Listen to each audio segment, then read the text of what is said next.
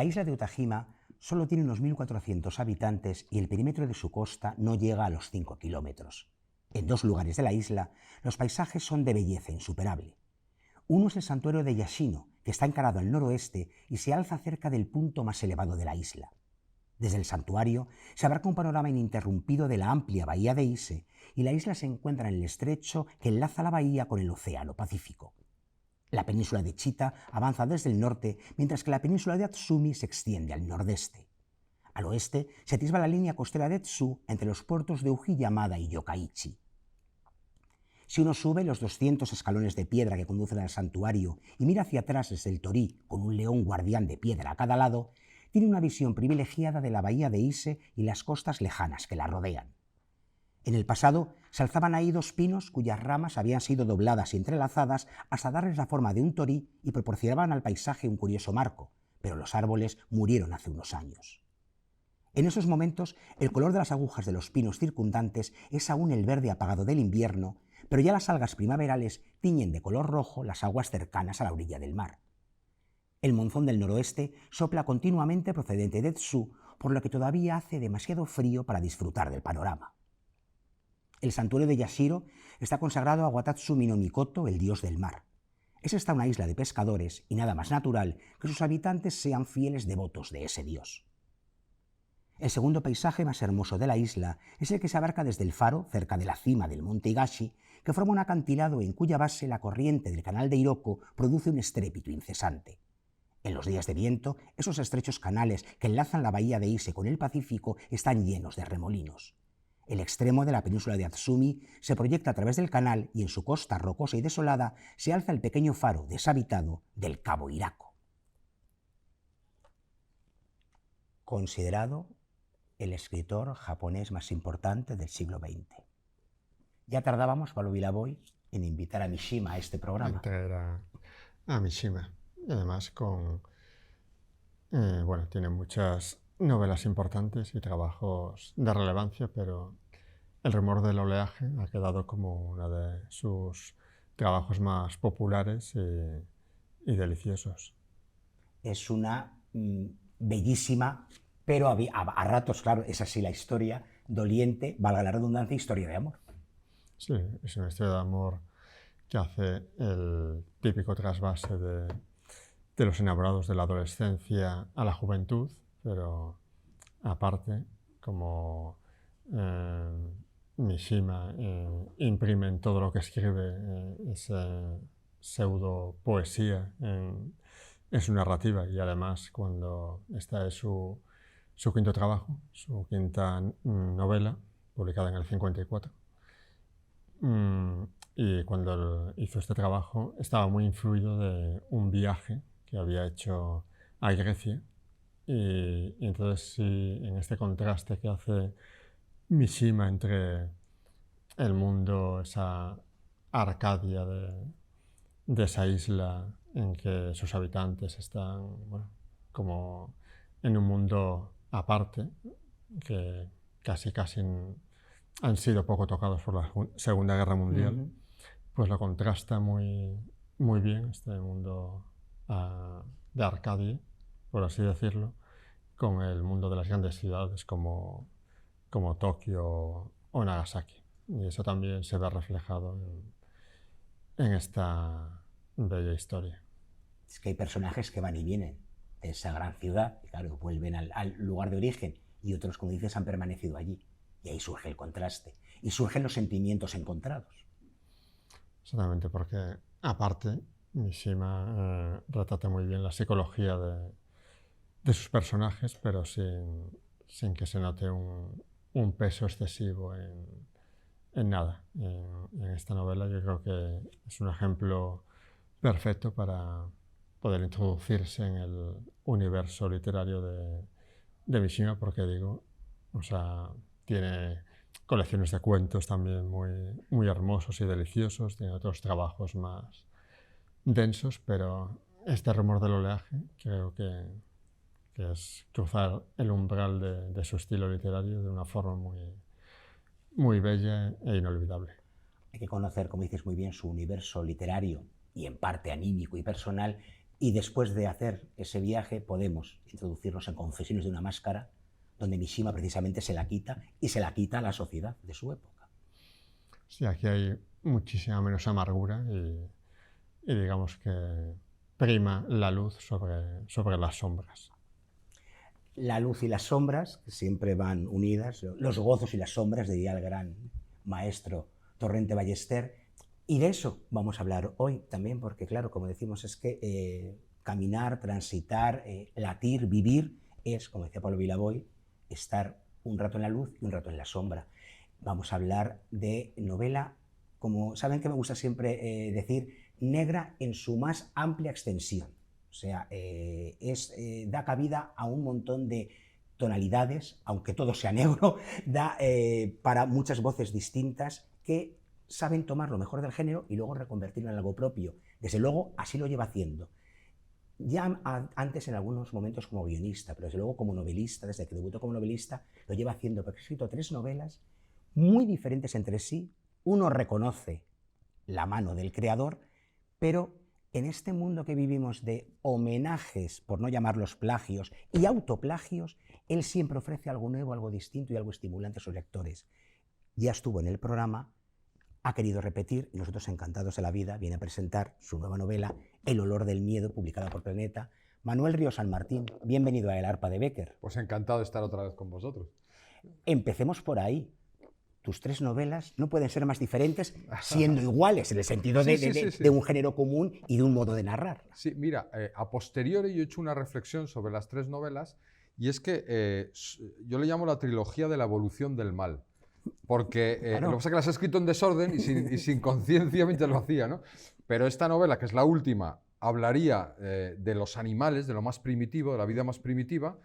La siguiente, que es La huella del mal, hablaría del hombre primitivo. Exactamente, Atapuerca. Atapuerca, eso es. Y la tercera, Donde haya tinieblas, hablaría de la civilización, la religión, el pecado, la culpa. Entonces, sería como un repaso en 3 novelas pues de toda la evolución, desde los primeros animales hasta nuestra época. Ya digo, con historias muy distintas y con protagonistas muy diferentes.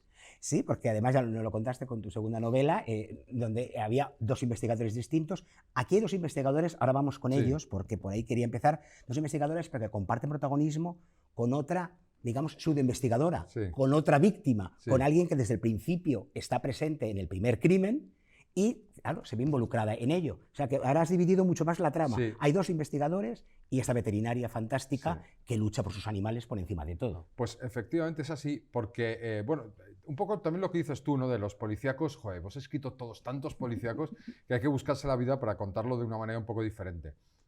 Entonces yo quería que, aparte de la investigación policial, que es obligada cuando hay un crimen del tipo que sea, que hubiese una persona especialmente involucrada en lo que ha ocurrido, ¿no? En la muerte que ha ocurrido en ese zoológico, una persona muy cercana a la víctima, pues ella tuviese una teoría de por qué ha pasado, porque ya ha habido unos incidentes previos, pero la policía no le hace caso. Y entonces ella emprende efectivamente una investigación pues un poco alocada, muy vehemente, muy visceral y muy peligrosa para sí misma, ¿no? Porque se mete en unos líos importantes. Novela negra, igual, ¿verdad, Manuela? Novela social. Sí. Y tú tocas muchos temas de la sociedad, pero uno de ellos muy controvertido, los zoológicos. Sí. Preservan, cuidan, consiguen que los animales salgan, pero están fuera de su entorno, de donde ellos deberían estar, de su hábitat. Y aquí hay una dicotomía que tú trasladas muy bien a los personajes y a la propia trama, porque el lector hay veces que comprende que lo mejor para esos animales es el zoológico, pero otras veces dices, claro, pero les estamos quitando su libertad. Claro, yo creo que yo estoy un poco aburrido de que todas las discusiones sean o sí o no. Entonces a mí me parece que las cosas están llenas de matices, ya es donde es lo divertido de hablar, porque cuando están llenas de matices. Entonces hay zoológicos de todo tipo, hay zoológicos que son un desastre y hay zoológicos que están bastante mejor, como el que yo hablo en Valencia, que lo he tenido la oportunidad de conocer en profundidad. Entonces, esos animales que están, por ejemplo, en el Zoo de Valencia no son animales capturados en libertad y traídos al zoo. Son animales que vienen de otros zoológicos en peor estado. Los elefantes venían de circos. Hay chimpancés que a lo mejor han cogido de gente que se los ha traído a lo loco y de repente los han incautado. O sea, son animales que ya no pueden volver a la libertad. Y entonces esos zoológicos luego tienen unos programas educativos muy importantes que hacen mucho de verdad por la educación de los niños y todos los días van a colegios y les explican un montón de cosas. Y luego también tienen colaboración con programas en origen. También los chimpancés que te decía antes son una subespecie de chimpancés de Senegal que están en peligro de extinción. Pues bien, la fundación del Parque de Valencia colabora con la Fundación Goodall en Senegal y ahí tienen un programa que es muy bonito, un programa especialmente bonito, que es todo con mujeres para aprender a hacer cultivos de tal manera que no esquilmen la selva, para que al no esquilmar la selva no machaquen el territorio de los chimpancés que están en peligro de extinción. Entonces, al final, si miras el conjunto de todas estas cosas, pues bueno, yo entiendo que hay gente que no le puedan gustar, pero yo creo que estos zoológicos modernos son otra cosa. Ese fue el punto de partida de la novela, o sea, de un modo u otro, y como decía, plantear un asesinato, que le pongo comillas en el sentido de además, otro tema social que tocas, matan a un animal y no se considera asesinato. Y hay mucha gente en la policía que dice, ¿para qué vamos a investigar esto? Es decir, están matando animales en su ciudad, ¿no? Sería, pero ese fue como el punto de partida, al decir, vamos a ver cómo se trabajaría un asesinato que para muchos no es asesinato. Pues en parte sí, mira, yo antes de escribir pregunté a la Policía Nacional cómo investigarían este caso en concreto, ¿no? La muerte de un elefante por un disparo en un zoológico. Y me dijeron que lo investigarían como el asesinato de un ser humano, cosa que a mí al principio me sorprendió, pero eso me dijeron y yo empecé a escribir la novela una vez me dijeron eso. Entonces, claro, lo que sí que quise es poner un policía que cuando llega al zoo y de repente ve que lo que han matado es un elefante, y él lleva toda la vida en la policía. No es spoiler, primeras páginas del libro. No, sí, son las primeras 7, 8 páginas. Y entonces llega él y dice, bueno, ¿yo por qué tengo que investigar la muerte de este bicho? ¿No? Entonces, a partir de ahí, el tener a alguien que se ponga un poco en esa posición descreída, pues creo que funciona muy bien para la trama. Que desarrollaras un poquito más el tema ese de la maldad, que me ha dejado fascinado. Pues, lo de la que tú llamas trilogía de maldad. Sí, pues mira, yo di unas conferencias en CaixaForum y me dijeron, ¿cómo habla de tu obra? Pero a mí me aburría un poco hablar de mi obra y entonces lo que empecé es hablando pues, un poco de la maldad en la prehistoria, ¿no? ¿Qué queda de la maldad del ser humano prehistórico en nosotros? Que es un poco lo que trata La huella del mal. Entonces yo veía que efectivamente se han encontrado huesos hace 800.000 años, 400.000 años canibalizados, por ejemplo. Entonces, joder, vemos que hace 400.000 años los hombres se comían unos a otros, ¿no? Y bueno, y hace mucho menos tiempo también. Y eso me impactó mucho, pero también se descubrió que hace 400.000 años había tribus, había familias que cuidaban a sus débiles, digamos, ¿no? Y hay un par de casos en Atapuerca muy famosos, quizá el que más llame la atención es el que se ha llamado Benjamina, que es una niña de 10 años que tiene un problema craneal muy grave, que probablemente no pudiese prácticamente ni andar, sería pues corta inteligencia, no hablaría, o sea, se puede diagnosticar hoy en día lo que le pasa, ¿no? Y sin embargo la tribu cuidó de esa niña 10 años. Con lo cual dices, bueno, una niña que no aportaba nada, que sería casi un peso muerto y vivió 10 años, significa no solo que la madre a lo mejor la protegía, sino que realmente toda la tribu la protegía, la alimentaba. Con lo cual hace 400.000 años también existía la empatía, no solo la crueldad. Y el siguiente paso, cuando empecé a preparar la conferencia, pues fue eso, mi siguiente novela, Donde haya tinieblas, porque yo vi una vez en una exposición que ponía el origen del mal, el pecado. Yo había puesto el origen del mal un poco en la prehistoria, pero al ver el origen del mal, el pecado, me di cuenta que cuando llega la civilización hay un punto donde a esa supuesta maldad se le mete, por un lado, el concepto de pecado, pero por otro lado también el concepto de perdón, de culpa, de castigo, de misericordia, o sea, y eso dio pie a mi última novela. Y entonces me pareció que me faltaba algo, y es, ¿cuál es el origen de todo? Y empecé a leer ensayos sobre el origen de la vida. Y había una cosa que me impactó mucho y es que el origen de la vida compleja, o sea, cuando ya hay más de una célula, si eran solo bacterias, pues cuando, ¿qué ocurre? Que de repente una célula se come otra, no me sale la palabra, se come algo que no me acuerdo cómo sea, se come una bacteria. Y no la digieren, sino que se convierten en dos células que colaboran. Entonces, ahí está la esencia de todo lo que había contado, y era la violencia inicial engendra esa célula compleja, pero a la vez, como no lo fagocita, colaboran. Entonces, la violencia y la colaboración, que es un poco lo que está en casi todas mis novelas, ese equilibrio entre violencia y colaboración. Y entonces me parecía que faltaba una novela que reflejase esa especie de violencia y también de colaboración que hay entre los animales, como si dijésemos. Y qué queda, en qué nos parecemos a los animales y en qué nos diferenciamos.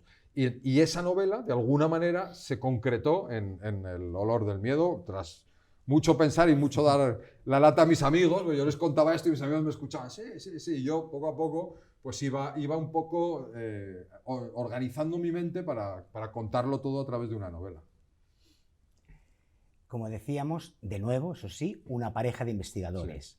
Muy diferentes a todos los anteriores. O sea, te vas quedando sin tipologías. O bueno, eres un guionista de largo recorrido, con lo cual te inventas tipologías. Pero me preocupa eso. Es verdad que cuando ya llevas... Porque dices, claro, hay gente que coge una pareja y hace 17 novelas. Claro, yo llevo 4 novelas, porque tengo una anterior que no es completa, y he hecho todo policías distintos. Entonces sí, me preocupa. Sí. JP y Violeta. 2 personajes, eso sí, muy antagónicos, aunque colaboran y trabajan magníficamente juntos. Yo creo que un poco por lo que estabas contando a Pablo del Mal, ¿no? Eso también, o sea, has querido también que ellos dos, que obviamente son antagónicos, él es de vieja escuela, ella es una recién llegada, él le da a ella mucho territorio y le da mucha libertad, e incluso se enfada si ella acata la autoridad por acatarla. Porque ella es muy tímida. Claro, y le dice, no, tú adelante, porque tú eres Violeta, investigadora en ti misma, pero como digo, muy antagónicos, pero qué bien trabajan juntos, qué bien se entienden y cómo colaboran. Y eso es una diferencia con mis anteriores novelas, donde yo siempre busco, porque creo que es lógico para que haya un cierto conflicto, que los policías sean muy distintos, y en este caso son muy distintos, pero a diferencia de las anteriores que se llevaban fatal, en esta no se llevan mal. Eso es cierto. También un poco por contar las cosas de otra manera. Y como tienen esa otra pata, que es la investigación de la veterinaria, el enfrentamiento, por un lado, se puede producir por ahí, y por otro lado, el enfrentamiento de JP, que es quizá el más protagonista de los dos, que es un viejo rockero de 60 y tantos años, un tío que lleva toda la vida en la policía, digamos que su conflicto es casi más consigo mismo que con su compañera. Cierto es. Hablemos del modo de contar la novela, que es magistral, Manuel, porque parece un tratado de naturaleza a ratos. O sea, has conseguido darle ese aire de documental de la 2, pero no te provoca sueño para la siesta, sino querer leer la página siguiente. Pues me alegra mucho que me digas eso, porque es un poco lo que he pretendido. De hecho, yo creo que se intuye de lo que tú dices, el narrador, yo creo que es algo sutil, probablemente mucha gente lo lea y no se da cuenta, pero el narrador, que es en tercera persona, que sabe un poco todo, pero él cuando habla de los seres humanos no se incluye, sino que habla de animales, y de animales humanos y de animales, otro tipo de animales, y habla de chimpancés o de leones o lo que sea, pero él se queda fuera de eso, o sea, nunca dice nosotros los humanos, sino dice los humanos hacen. Entonces eso me parece que es algo sutil, que hay mucha gente que no se da cuenta, pero efectivamente es un poco como un narrador que observase la vida en la Tierra y la contase de una manera pues bastante desapasionada. Es a ratos un emocionante tratado de etología. Bueno, lo pretende de alguna manera, ¿no? Oye, hablar del comportamiento animal, del comportamiento humano, en qué nos parecemos, pues en la justicia, en el amor, en distintos puntos, pues cómo vamos siendo parecidos, o sobre todo, que es lo que más me interesa, qué germen hay de nuestro comportamiento en animales inferiores, entendámonos, que nosotros. En esos animales hay unos gérmenes de comportamiento, un germen de comportamiento que nosotros luego hemos desarrollado. Y al tener recorrido como guionista, ¿escribes compulsión de imágenes o a nivel simplemente narrativo? Pues fíjate, yo creo que más que como guionista, yo escribo como director, de que también he dirigido series y películas, porque los guiones en realidad son muy secos. O sea, los guiones, cuando escribes un guión, describes muy poco, porque siempre alguien se enfada. Si pones cómo era la iluminación, cómo era tal, entonces llega el director de fotografía y dice, no, esto ya lo decido yo, tal. Claro. O describes muchísimo los muebles, llega el director de arte y te dice, no, esto ya es cosa mía, los muebles, ¿no? Entonces, como guionista eres bastante sucinto en lo que escribes, pero como director, sin embargo, en mi cabeza sí que está el imaginarme las cosas visualmente. Y yo siempre cuento una anécdota de cuando yo era pequeño con mi madre, ¿no? Yo veía las películas de cine con mi madre, pero era pequeño y en un momento determinado me mandaban a la cama. Y cuando me mandaban a la cama yo me cabreaba, pero al día siguiente mi madre me llevaba al colegio y me iba contando la película que faltaba. Y me la contaba de una manera muy visual, porque claro, era una película que ella había visto. Pues yo creo que de alguna manera sí que mi literatura tiene algo de esto. Es como si yo en mi cabeza hubiese visto esa historia, yo conociese esa historia y tuviese que transmitírsela al lector, pero de una manera que él no sienta que está leyendo un texto, sino de una manera que él está como metido dentro de esa historia. Entonces, por eso intento dar unas pinceladas visuales, que son pocas, porque si no detienen la lectura y lo hacen farragosa, pero que contribuyan a que el lector, de alguna manera, sí que esté dentro de ese espacio que yo quiero que esté. Yo diría que el gran tema, más allá de lo que has contado, de esa novela, está en el título, pero el olor del miedo es el miedo. Porque además llegas a una sentencia que me reventó la cabeza y no paro de darle vueltas. El miedo pone a cada uno en su sitio. Pero es que te pones a pensarlo y dices, es verdad. Es que hay una cosa que se llama la ecología del miedo, que es muy, muy, muy bestia.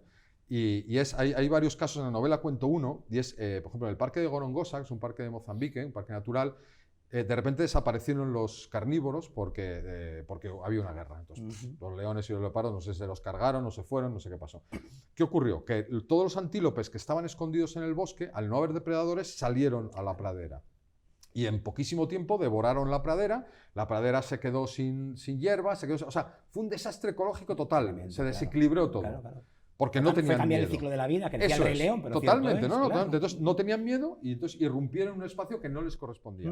¿Qué hicieron los del parque? Claro, como no podían reintroducir todavía los leones y tal, lo que hicieron fue poner orina de leones y de leopardos y poner rugidos. Y entonces en poco tiempo los herbívoros volvieron al bosque y el espacio natural se pudo regenerar. Entonces, el miedo pone a cada uno en su sitio. Hombre, es más duro si lo pensamos en nosotros, ¿no? En los seres humanos. Claro. Ahí ya, claro, ahora, no te digo yo que las dictaduras o que tal no quieran también con miedo ponernos a cada uno en nuestro sitio. Esto es algo que evidentemente la gente maneja. Efectivamente, claro, por eso te explotaba la cabeza. Claro, la cabeza un poco dices, cierto es, claro, porque mi miedo y el ajeno. Y el ajeno. Pero claro, ¿cómo lo equilibramos? Y después de esto, ¿qué? Como decía Pablo, tú has escrito tantísimos guiones, yo me comí 4 novelas, no 3, yo me merendé la primera literalmente, y después, ¿qué decir? Eso, vas buscando modos nuevos de narrar, historias nuevas, ya. ¿Esto? Sí, pues mira, ahora... ¿No te da un poco de miedo? Sí, yo siempre le digo, ahora le digo a Planeta, he escrito ya 3 buenas novelas, yo así un poco... No sé si voy a escribir muchas más, claro. Tenéis que vendérmelas bien, porque oye, ¿quién te garantiza que vas a escribir una cuarta, una quinta, una sexta? Bueno, si tienes una novela buena hay que intentar que llegue a la gente. Pero no sé, ahora sí que tengo la opción de adaptar La huella del mal probablemente a cine, y me parece un proyecto muy bonito. Estoy ahí viendo esa opción y voy a trabajar ahora, estos próximos meses, voy a intentar que sea película y a ver qué me depara, y a partir de ahí pues, lo volveré a las novelas poco después. Bueno, pues yo creo, Pablo Vilabuena, que no tendremos que tenerle miedo a esa película, sino todo lo contrario. Pues sí, también está bien ir con tensión para ver qué te pueda guardar. Con tensión creativa / creadora. Exactamente. Y por último, Manuel, ¿y no te tienta, no obstante, eso, como escritor, recuperar algún personaje de todos estos que vas regalando a los lectores? Pues, aunque curiosamente no es la novela de mayor éxito, sin embargo, el personaje que más me piden es el de Donde haya tinieblas Martínez, que es el detective, que efectivamente era un detective. A mí también quizás sea el personaje que a mí más... No diría más redondo, pero es que era una novela que estaba contada en primera persona de ese personaje. Y claro, eso te permite desarrollarlo mucho más. Yo creo que estos personajes de esta novela también están bien, pero al ser un narrador en tercera persona, aunque entramos mucho en los personajes y en cómo van también cambiando y cómo van aprendiendo durante la novela, pero el haber escrito una novela en primera persona hace que ese personaje, yo creo que el lector le cogiese especial cariño. Bueno, pues venga lo que venga, sabes que lo veremos, lo leeremos y lo compartiremos contigo si quieres venir a tocar el arpa de nuevo. Seguro. Muchísimas gracias, Manuel. Pablo Vilaboy, nos vamos al ángulo oscuro del salón con miedo. Bueno, pero tenemos el rumor del oleaje para calmarnos. Para dejarnos llevar, ¿verdad? Sí, sí. Ven que siempre es lo bueno de la literatura, por eso hablamos de libros tan diversos y por eso saben que he acuñado ese hashtag de lector omnívoro. Nunca mejor dicho, hablando de animales además, de todo. Cada uno encontrará lo que le guste, pero todo puede ser y es apetecible. Pero nos vamos a ese ángulo oscuro del salón a buscar nuevas lecturas, pero muy pronto vamos a compartirlas con ustedes. No tengan miedo, volvemos.